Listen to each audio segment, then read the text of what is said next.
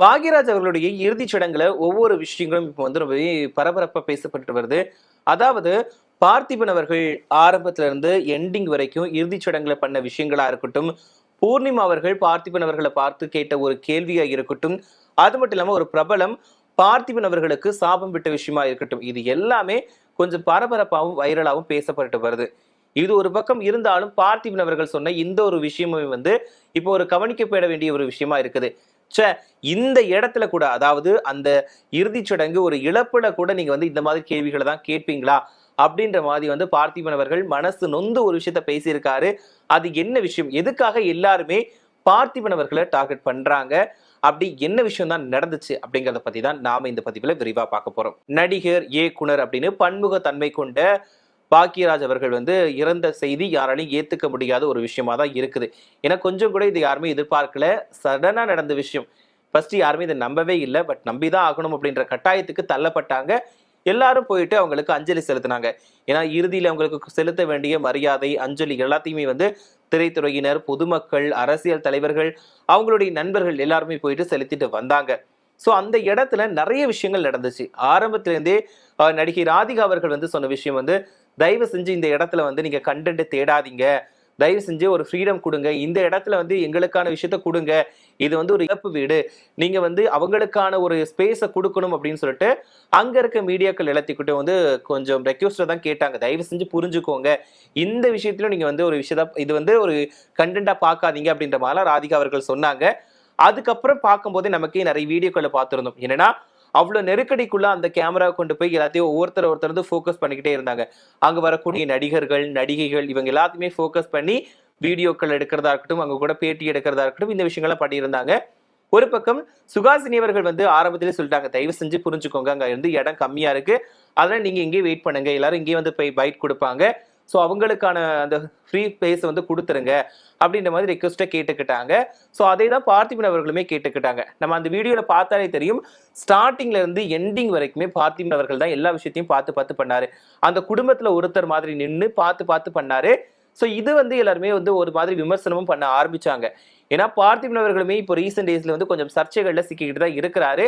இந்த விஷயத்துல கூட எதுக்கு நீங்க சர்ச்சையை உண்டு பண்றீங்க அப்படின்ற மாதிரி தான் அவர் மனசு நோக்கிற மாதிரி வந்து சொல்லியிருக்காரு. இன்னொரு என்னன்னா, இப்போ பூர்ணிமா அவர்கள் வந்து ஃபைனலா அவருக்கு இறுதிச் சடங்கு பண்ணும்போது, அதாவது பாக்யராஜ் அவர்களுக்கு இறுதிச் சடங்கு பண்றப்போ அவங்களுக்கு கண்ணாடி போட்டிருக்காங்க. அப்போ சொல்லியிருக்காங்க உடலை வந்து தகனம் பண்ண போறாங்க அப்படின்ற நேரத்துல கண்ணாடி ஒருவேளை தீயில வெடிச்சு கண்ணுல குத்திரும்.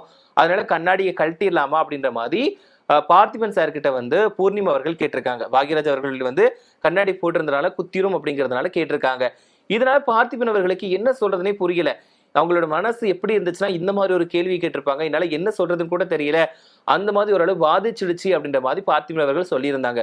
இது ஒரு பக்கம் இருக்க, இன்னொரு பக்கம் பாத்தீங்க அப்படின்னா பாக்யராஜ் அவர்கள் கிட்ட உதவி இயக்குனரா பணிபுரிஞ்ச ஒரு நபர் பார்த்திபன் அவர்களுக்கு ஒரு மெசேஜ் அனுப்பியிருக்காங்க. அதுல என்னமோ நீ தான் உங்க குடும்பத்துல ஒருத்த மாதிரி எல்லா விஷயத்தையும் பார்த்துட்டு இருக்க, வேற யாரையாவது ஹெல்ப் கூட்டிருக்கலாம்ல, நீ வந்து திமிரு பிடிச்சவன், அதனால நீ எப்பவுமே தனியா தான் இருப்ப, உனி வந்து அதனாலதான் உன் கூட உன் பொண்டாட்டியும் இல்ல பிள்ளைங்களும் இல்ல, கடைசி காலத்துல நீ வந்து அனாதையை தான் போய் சேருவ அப்படின்ற மாதிரி எதுக்காக அப்படி மெசேஜ் அனுப்பினாலும் தெரியல, அந்த மாதிரி மெசேஜ் அனுப்பியிருக்காரு. ஸோ இதனாலுமே பார்த்திபன் அவர்கள் ரொம்பவே பாதிக்கப்பட்டிருக்காரு. இது ஒரு பக்கம் இருந்தாலும் இன்னொரு விஷயத்த வந்து பார்த்திபன் அவர்கள் ஷேர் பண்ணியிருக்காரு. ஸோ அது என்னன்னா, அங்க வந்து கிரௌடு நிறையவே இருந்துச்சு. பொதுமக்களுமே நிறைய வந்திருந்தாங்க. பிரபலங்கள் எல்லாருமே வந்திருந்தாங்க. அந்த இடத்துல நடிகை கீர்த்தி சுரேஷ்மி வந்து அஞ்சலி செலுத்துறதுக்காக வந்திருந்தாங்க. அவங்களால ரிட்டர்ன் போக முடியல. கார் வந்து கொஞ்சம் தூரத்துல நின்று இருக்கு. அந்த காருக்கு போறதுக்கே முடியல. ஏன்னா கிரௌட் அந்த அளவுக்கு இருந்திருக்கு. உடனே இவர் வந்து பத்திரமா கூட்டிட்டு போயிருக்காரு. பார்த்திபன் அவர்கள் வந்து கீர்த்தி சுரேஷை கூட்டிட்டு போயிருக்காங்க. அவங்க போகிறதுக்குள்ள வந்து ஒரு 300 கேமரா கிட்ட அவங்கள சுத்திடுச்சான். கேமரா சுத்தி அந்த அவங்கள சுத்தி வந்து ஃபோக்கஸ் பண்ணி வீடியோ எடுத்துட்டு இருக்காங்க, போட்டோஸ் எடுத்துட்டு இருக்காங்க. ஸோ அதை எல்லாத்தையும் மீறி அவங்கள வந்து கார்ல ஏத்தி விட்டுட்டு அவங்க கிளம்ப போற நேரத்துல வந்து பார்த்திபன் சார் கிட்ட வந்து கேட்டிருக்காங்க, நீங்க இப்ப த்ரிஷா வந்தாருன்னா என்ன பண்ணுவீங்க சார் அப்படின்ற மாதிரி கேட்டிருக்காங்க. அங்க வந்து ஒரு துக்க வீடு. அங்க வந்து கண்டிப்பா எல்லாருமே வரத்தான் செய்வாங்க. விரோதியா இருக்கலாம், பகைவர்களா இருக்கலாம், முன்னாடி சண்டை போட்டிருக்கலாம். ஆனா அந்த ஒரு இடத்துக்கு வந்து கண்டிப்பா நிறைய பேர் வரத்தான் செய்வாங்க. அப்படி இருக்கிறப்போ இந்த கேள்வி எப்படிதான் அவங்களுக்கு கேட்கறதுக்கு மனசு வருதுன்னு தெரியல. இந்த கேள்விலாம் எப்படி உங்களுக்கு கேட்கணும்னு தோணுதுன்னு தெரியல.